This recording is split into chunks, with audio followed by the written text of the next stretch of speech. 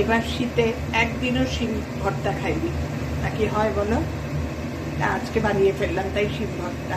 কি করে করলাম তোমায় দেখাচ্ছি। প্রথমে শিমটা প্রেশারে দুটো সিটি দিয়েছি, দিয়ে নামিয়ে রেখেছি, তোমাদের আর দেখাইনি। ঠান্ডা করে তার মধ্যে রসুন, কাঁচা লঙ্কা, ধনেপাতা, একটা টমেটো সব দিয়ে পেস্ট করে নিয়েছি।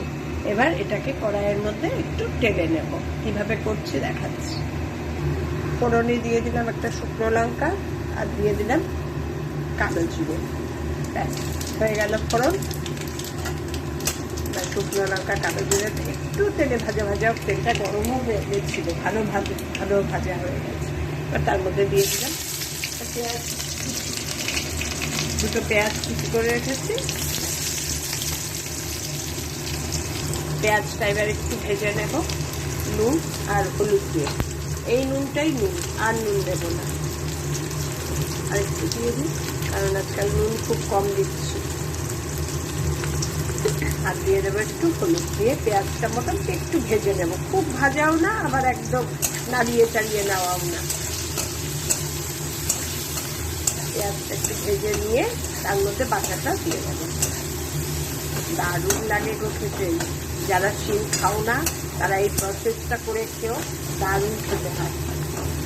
খুব একটা তেলও বেশি লাগে না এই ভাজার মধ্যে, যেটুকু তুমি মনে করবে দেবে। না দিলে অল্প দিলে অল্পও দিতে পারো, একটু বেশি দিলে বেশিও দিতে পারো। আর সিদ্ধর তো কোনো অসুবিধাই নেই, দারুণ লাগে খেতে। পেঁয়াজটা মোটামুটি ভাজা হয়ে গেছে, আর বেশি ভাজবো না। এবার এর মধ্যে দিয়ে দেবো ওই বাটা পেস্টটা, পুরোটা পেস্ট দিয়ে দেবো। একবারে দিতে গেলে কি বলো তো পড়তে চায় না, তাই একটু কমিয়ে নিলাম। এই শিম ভর্তাটা করলে সবাই শিম খায়, কিন্তু এবার আর হয়নি একদিনও করা। এবার ভালো করে নাড়িয়ে মিশিয়ে দেবো। আর এটাই আজকে একটু মিষ্টি দেবো, চিনি দেবো, কারণ সবাই খাবে তো একটু। আর লঙ্কা আমি যেহেতু কম খাই এই জন্য একটা দিয়েছি, এটা একটু ঝাল ঝাল ভালো লাগে। বাড়ির সবাই মোটামুটি খেতে পারে, আমি একমাত্র জানো না, বুড়ো মানুষ বাচ্চা মানুষ না। আমি সারা জীবনই লঙ্কা কোনোদিনই না খুব একটা খেতে পারি না। ঝাল হলেই ব্যাস আমার হেঁচকি ওঠা আরম্ভ হলো, হেঁচকি ওঠা আরম্ভ মানে আমার খাওয়া শেষ। দিয়ে দেবো একটু চিনি, হচ্ছে হোক, ভাজার মধ্যে দিয়ে দিলে ভালো। অল্পই দিয়েছি, আমি রান্নায় মোটামুটি চিনিটা দিই না। এবার এটাকে ভালো করে ভাজা ভাজা হবে, তারপর নামিয়ে নেবো। এর মধ্যে আমি ধনেপাতা, টমেটো সব দিয়ে দিয়েছি, আর কিচ্ছু দেওয়ার দরকার নেই। রসুন, কাঁচা লঙ্কা এই দিয়েই বেটে নিয়েছি। এবার এটা ভাজা ভাজা হওয়ার জন্য অপেক্ষা করি। আমার শিম ভর্তা কমপ্লিট। কিরম হবে দেখো, একদম নিচে লেগে লেগে যাচ্ছে, একদম কড়াই থেকে ছেড়ে দিচ্ছে, পুরো আটা মাখা যেরম হয়ে যায় সেরম টাইপের হয়ে যাচ্ছে, একটুও জল জ্বালা নেই। আর শিম তো একটু জল জ্বালা থাকবেই, তার মধ্যে টমেটো আছে, ধনেপাতা আছে। আমার কমপ্লিট। এবার নামিয়ে নেব। দারুণ হয়েছে না দেখতে? এই দিয়ে তুমি এক থালা ভাত খেয়ে নিতে পারবে।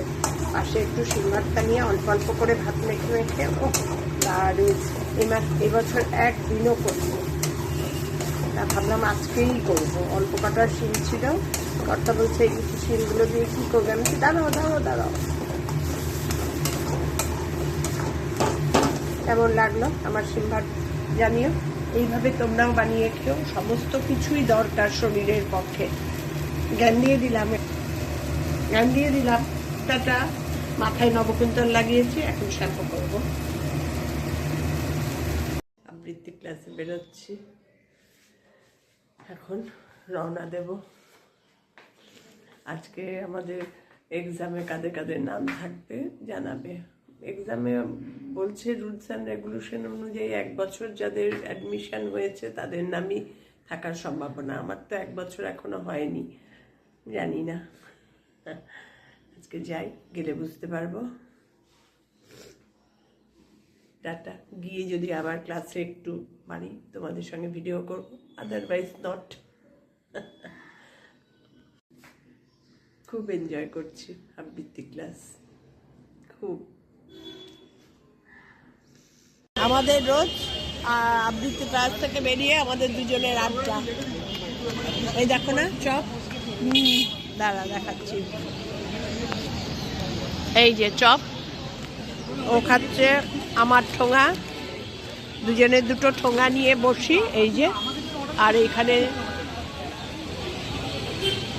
চায়, এত ভালো চাটা না এখানে, দামটা একটু বেশি নেয় কিন্তু দারুণ চাটা, তাই না?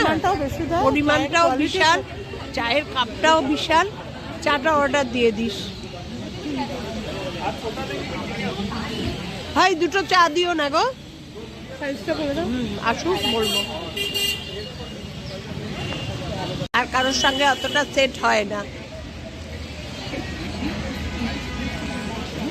এবার 47 দিতে উঠবো, ও 1 এতে উঠবে।